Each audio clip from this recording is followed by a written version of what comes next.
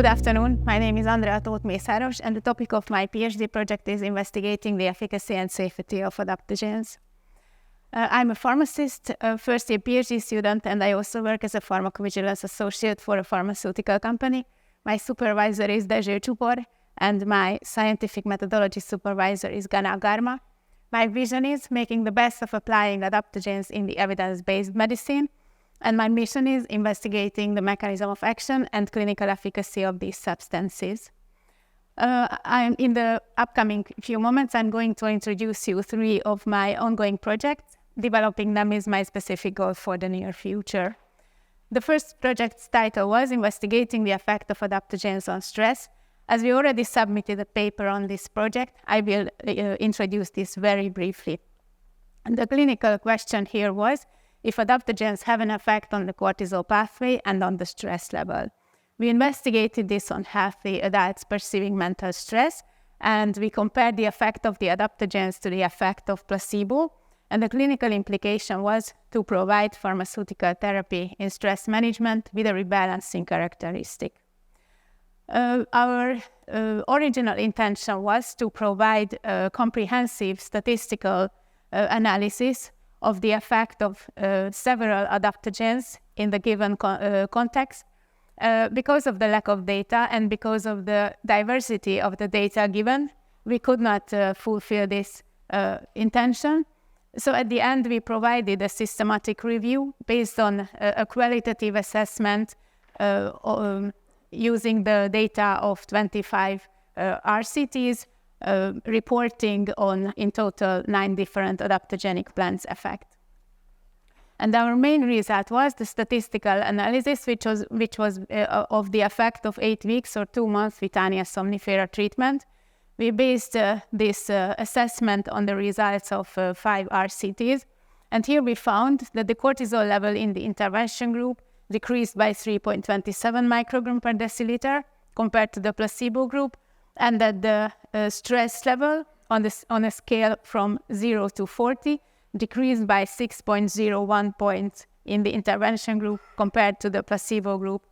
And for the clinical practice, our results implicate that an 8 weeks Vithania somnifera treatment can be used in stress management as an effective and safe pharmaceutical treatment therapy.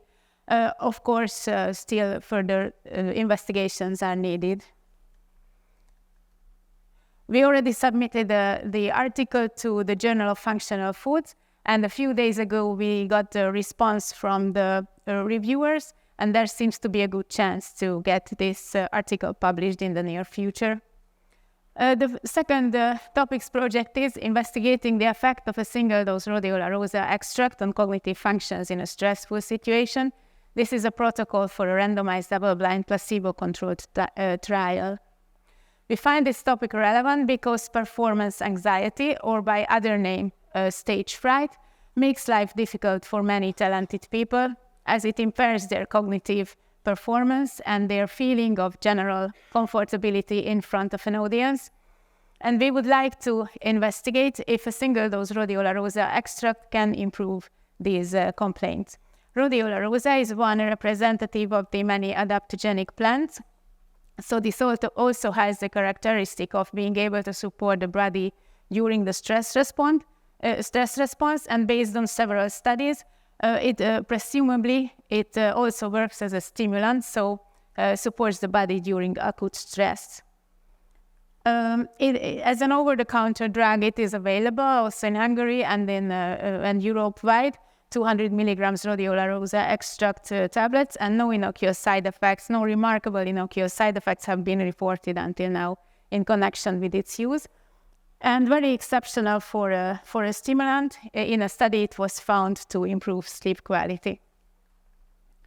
So the clinical question sounds like this: does a single-dose rhodiola rosa extract improve cognitive functions in a stressful situation?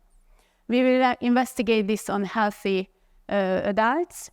And to both the intervention group and the control group, we will apply experimentally induced stress, which has a physical and a socio-psychological aspect. This is the socially evaluated cold pressor test when subjects or participants are asked to immerse their hands into ice-cold water, no way longer than for 3 minutes. And during this, they are being videotaped, and they are told that the records will be assessed afterwards regarding their facial expressions and grimaces. In the reality, we will make no records. The intervention group will be supplied with 400 milligrams rhodiola rosea extract, and the control group with externally identical placebo tablets. We will measure 2 specific cognitive functions which are based on the evidence influenced by acute stress. Those are working memory and cognitive flexibility. We will take saliva samples to measure saliva alpha amylase level and cortisol level, which indicate the sympathoadrenal system activation and the HPA axis activation, respectively.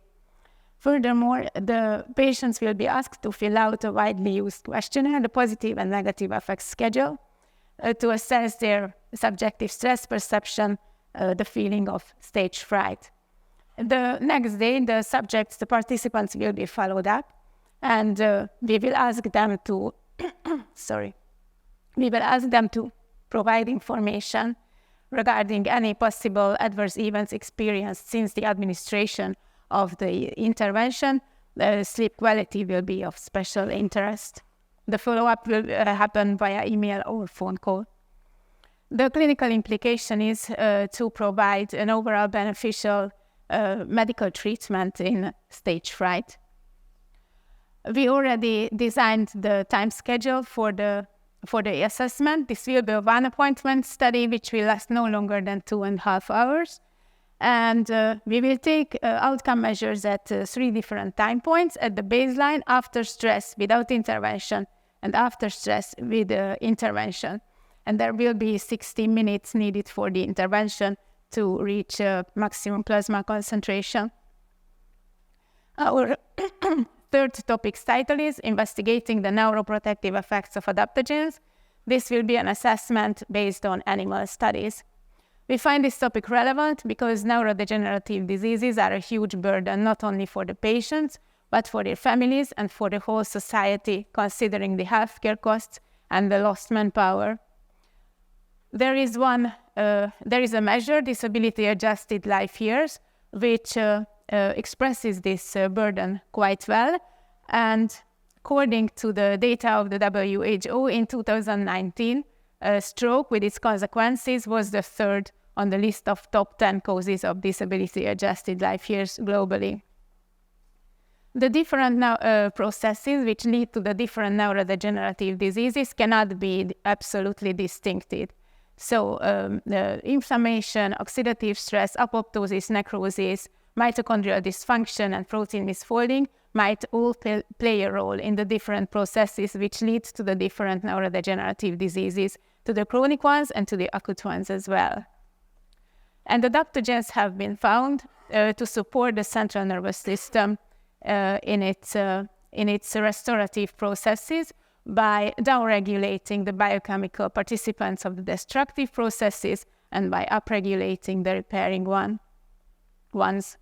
And our aim is to assess the neuroprotective effects of adaptogens together with their possible mechanism of action or potential mechanism of action. The clinical question sounds like this. How do adaptogens affect neurodegenerative diseases in animals with experimentally induced neurodegenerative disorders? So I already said the P and the R parts of our PICO framework. As control groups, we will use the no treatment groups, the placebo groups, and the standard treatment groups. And we will assess the effect of the intervention on all the neurodegeneration-related biochemical, histopathological, and neurobehavioral parameters. And the hypothesis is that adaptogens have an effect on neurodegenerative processes. The clinical implication is to provide preclinical evidence for further investigations to, at the end, provide adjuvant or preventive treatment for neurodegenerative diseases. We already registered our investigation on Prospero.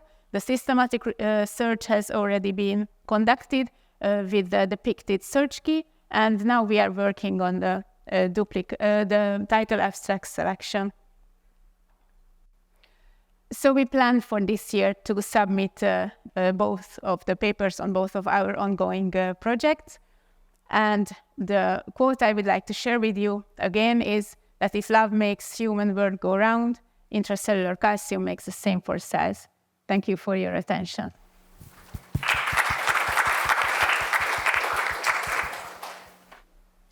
Thank you for your presentation. It was very interesting. My question is in connection with the second project, the radiola rosa. You mentioned it can be beneficial in acute stress. My question is, what about the chronic stress? So I'm a resident doctor. My life is a chronic stress itself. So would it be beneficial if I use it daily? Yes, it is also, it is in the recommendation in the patient leaflet to use it in acute stress, no longer than for 2 weeks, in 2 times 200 milligrams dosing. So in the morning and if somebody uses it more than 2 weeks, then the patient will get used to it and... No, it's not that, but because they are careful with indications, and then it is recommended to go to the doctor. But we assessed randomized controlled trials using rhodiola rosa extract, and they lasted 28 days, 2 of them. So, and no side effects were reported, or no remarkable innocuous side effects. Okay, thank you. What is the mechanism of action of rhodiola rosa? This is what we would like to find out. Not here, not in the RCT, of course, but more in our third project. So we hope that there will be a few studies on rhodiola rosa as well, because the mechanism of action of the adaptogens seems to be quite widespread. So I don't think that the question is in all of which pathways they can have a role, but where they really can exert an effect and can be used. Can it cause addiction, rhodiola? No such adverse events have been reported. And does it affect driving or other capabilities? No. So I would like to go back to this figure about the adaptogens in general. And so this is what the mechanism of action, so generally what they assume to have, that they support the body during the resistance stage, most of them, having a tetracyclic type of molecules as active ingredients, which resemble to cortisol, for example, and these molecules bind to the glucocorticoid receptors in the brain as partial agonists. So through this, they rebalance the HV axis activation. And in case of rhodiola rosa, it's assumed that as it has phenylethan type of molecules which resemble to the catecholamines, that this may be act this way, or yeah. Thank you. One last short question. Sometimes even in natural alternative medication, rarely hepatotoxicity, liver poisoning can develop. Were there any reported in connection with any of the adaptogens? I made a preliminary search for side effects. So I really wanted to make a project about the side effects reported to adaptogens, and I cannot find any sources to make a valuable project. Done. No, so no, yes. Thank you.